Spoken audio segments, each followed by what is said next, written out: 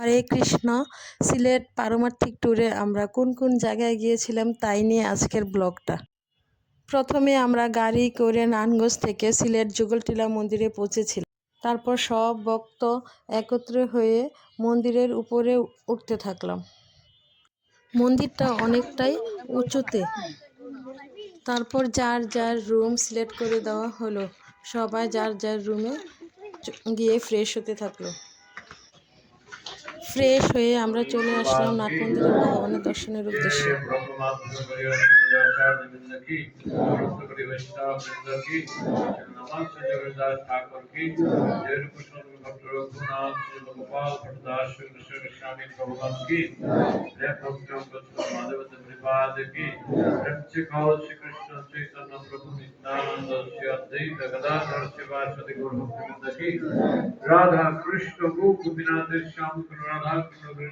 ভগবান দর্শনের পর ভক্তি অদ্বৈত নবদ্বীপ স্বামী মহারাজ নারায়ণগঞ্জের সকল ভক্তকে একত্রে বসিয়ে যুগলটিলা মন্দিরের মাহাত্ম্য এবং তীর্থ সম্পর্কে প্রবচন দিলেন।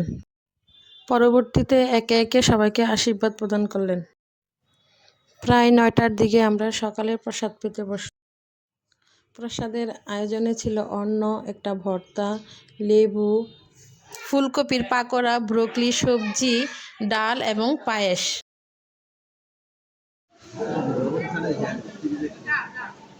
প্রসাদ পাওয়ার পর আমরা ঢাকা দক্ষিণের উদ্দেশ্যে রওনা দিলাম গাড়িতে করে। আমি একটু মন্দিরের চারপাশে ভিডিও করছিলাম। গাড়ি থেকে নেমে অনেকটা হাঁটার পথ। আমরা সবাই কীর্তন করতে করতে মন্দিরে পৌঁছালাম হাঁটতে। হরে কৃষ্ণ কৃষ্ণ কৃষ্ণ হরে হরে, হরে রাম রাম রাম হরে হরে।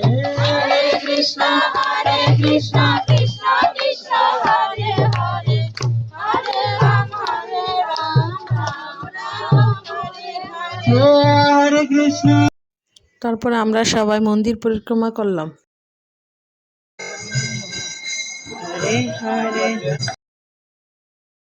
নাট মন্দিরে আমরা সবাই একত্রে মিলে কীর্তন করলাম।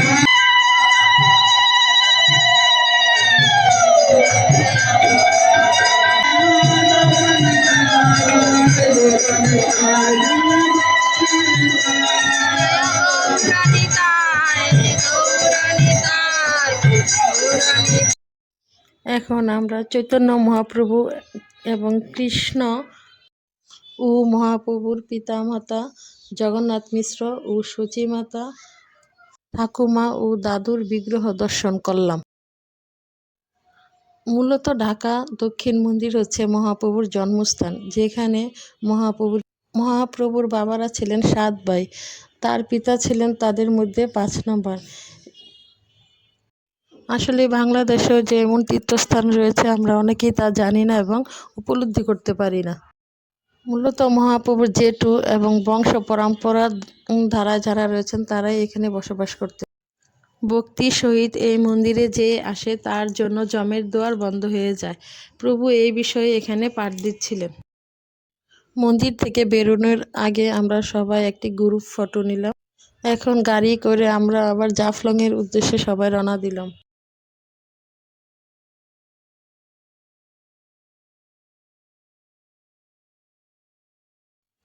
একটি সুন্দর বন দেখে আমরা গাড়ি রেখে সেখানে দুপুরের প্রসাদ গ্রহণ করলাম। মনে হচ্ছিল যেন একটি পিকনিক স্পট। জাফলং পৌঁছতে প্রায় আমাদের বিকেল হয়ে গেল। এখানের ভিউটা অনেক সুন্দর। আমাদের বিকেল হওয়াতে আমরা পুরোটা ঘুরে দেখতে পারিনি ভালো করে। চারপাশে অনেক দোকান দিয়ে ভরা।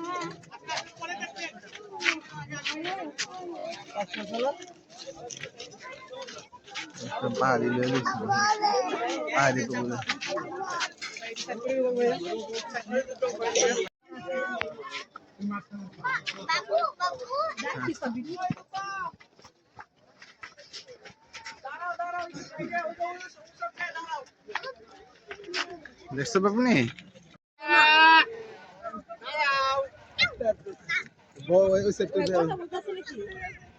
তারপর এই সুন্দর ভিউর সাথে আমরা কিছু ছবি তুললাম সবাই মিলে। এটা ছিল সিলেটের ফার্স্ট ডেতে ঘোরাঘুরি। সেকেন্ড ডেতে আমরা কোথায় কোথায় গিয়েছিলাম তাই নিয়ে আরেকটি ব্লগের মাধ্যমে ফিরে আসছি আপনাদের মাঝে।